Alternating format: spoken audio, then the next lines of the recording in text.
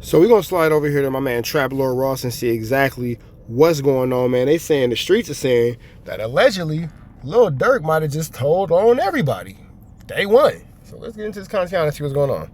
Folks, so I'm here. And make sure you follow Trap More Ross. Here outside the courthouse, just got out of day 3 of the Lil Durk trial. There's a lot going on, it's really hectic today, so I'm just gonna have to give you a really quick, short update and summary of some of the things that have just happened, and I'll be back with a longer breakdown for you guys. I've got so many notes, I'm barely even gonna be able to get through everything, so I'm just gonna try and remember everything major off the top of my head and just give you the basic facts, but everything's absolutely insane right now. We've had opening statements from the prosecution. They put forward a very, very compelling case against Lil Durk. They showed unseen evidence, they teased evidence that was coming later, and they showed more evidence later on, but they've got still images of the night King Von died, the attempt on Quando's life in May 2021 in Blackshear, Georgia, obviously new angles that we've never seen before of the Lil Pab murder in Hollywood, and it's overwhelming. They made it very clear that Lil Durk had hitmen like OTF Jam, who has caught bodies for the BDs before, and that they will be testifying and supporting the government. Now that's crazy, OTF Jam snitching on his homie. What they're saying against Durk. They said that they got Vonyie, the guy that basically organized everything. He's going to be testifying against Lil Durk, and obviously they've got another witness who was part of the operation who is going to be testifying. Now that was devastating. This is the cliff notes. I'm going to give you the full breakdown of everything later on today, but like just right now, in what little time that I've got, those are the basics. But then after this, the defense kind of put forward their arguments. Now, there were some very, very interesting things that kind of ended up going back and forth. The prosecution revealed a couple of crazy things that we hadn't heard before. They said that when Lil Durk was apparently trying to flee the country, he was going to get a private jet. You know what's crazy? They said that Lil Durk went to the Clearport to go and get onto the private jet. He said that when he realized that the FBI Call this nigga Lil Jerk. were there for him, he tried to flee the FBI at the airport, and he said once they boxed him in and once they cornered him and they tried to arrest him at the airport, he basically refused to get out of the car. He was trying to get away from the cops. He was trying to get on the private jet. He was trying to get abroad. Well, like, why wouldn't he get out? Why would he get out of the car? Like, why wouldn't he make them do their job? Like, what the fuck? Who's just gonna get out the car for the police? Now, when it flipped over to the defense, I cannot believe this.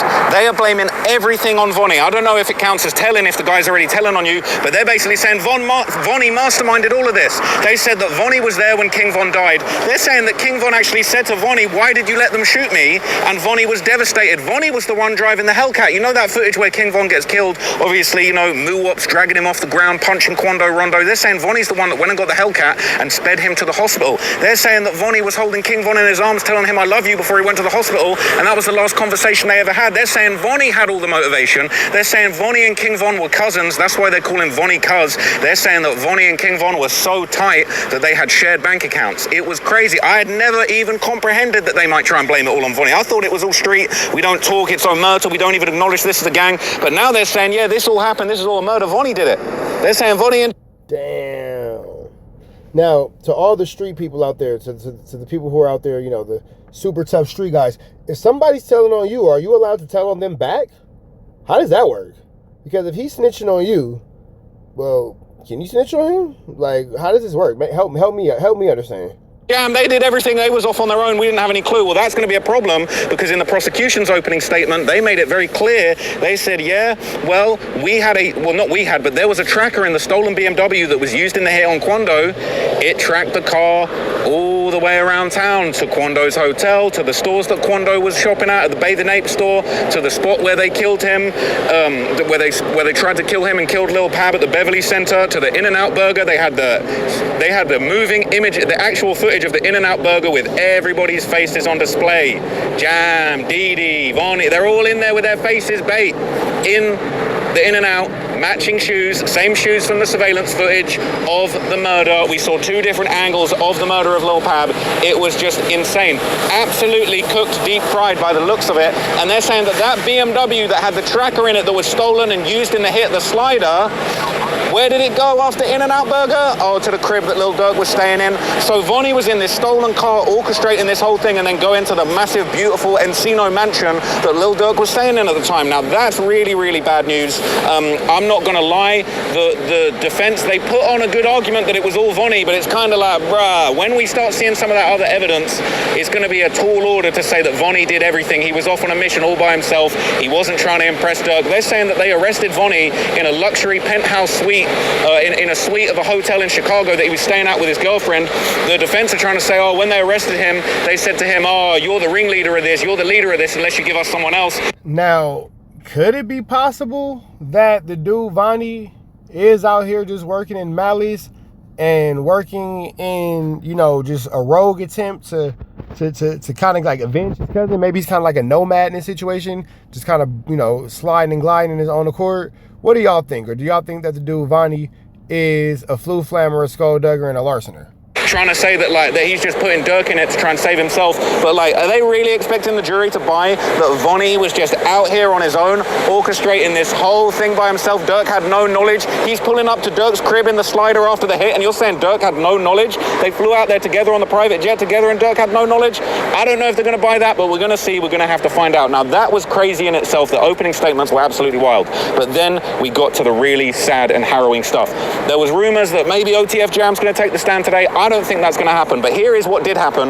The cops basically started meticulously showing all of the details about the murder of Lil Pab and just how violent and horrific it was. The first thing they did was they had a 911 call handler get on the stand. They played the 911 call that was taken by a witness. Apparently 8 people called 911 after they slayed Lil Pab in broad daylight in rush hour on a Friday night outside the Beverly Center, one of the most ridiculous crimes you could ever even think to commit.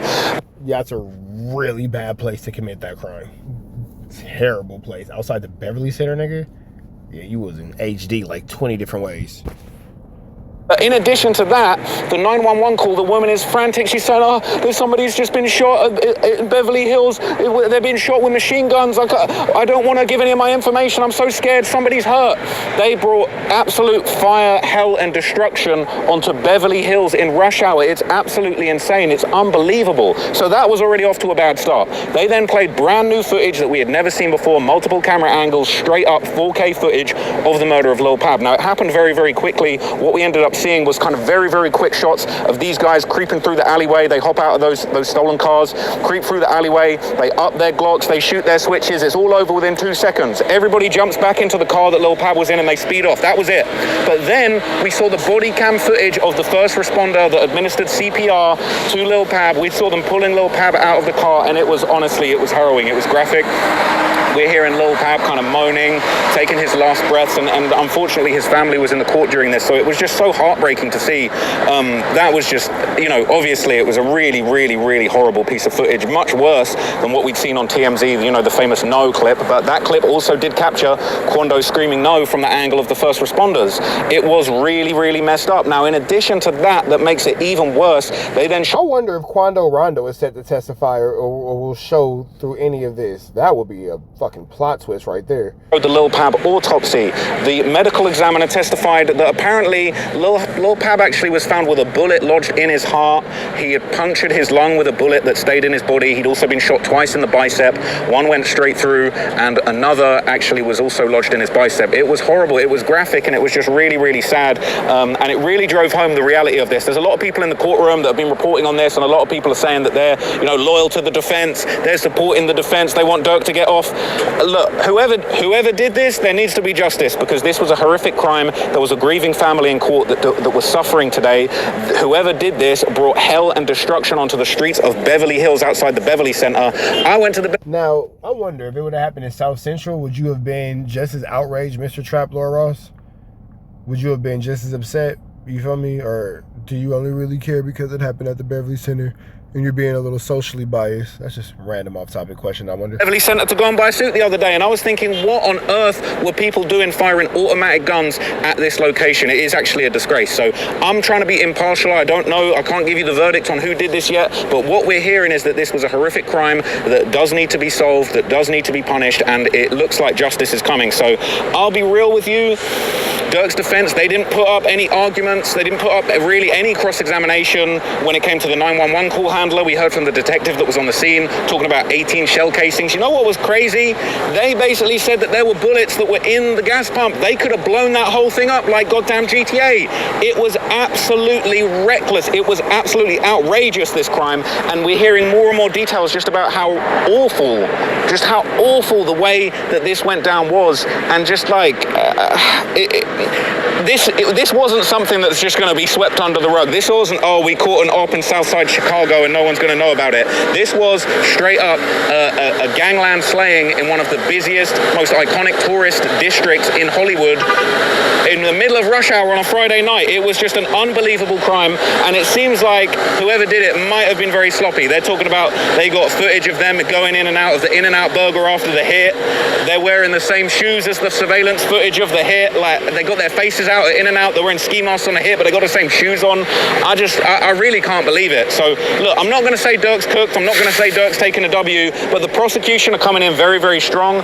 Durk's argument that it was all Vonyie and nothing to do with him, it's coming like a little bit of a long shot, if you ask me, to be honest with you, but we're going to see. That's the best argument they're going to put forward. Now, I think OTF Jam's testimony is going to be major. We're already talking about witnesses. We're hearing from detectives, 911 call handlers. I don't know if we're going to start hearing from gang members today, but it sounds like they're going through the motions with all of the most professional stuff, people in law enforcement, people that were at the scene, first responders, medical examiner. So we've kind of just wrapped up the most harrowing piece of evidence, which was, of course, the autopsy footage. So I'll keep you guys posted. I'm going to go back inside. There was so much more to it that I don't have time for. I've made reams of notes, but I've literally got to rush back in. The situation is wild. Now, my question to the public would be, does this consider Lil Durk to be a truth teller, a snitchiana? Is he defending himself? Like, how does this work? Because I would assume that this will fall under possibly snitching, I ain't gonna lie. But I want to know what you guys think in the comments, man. Red dot to the left, you know the rest. Say a prayer and be blessed. We go.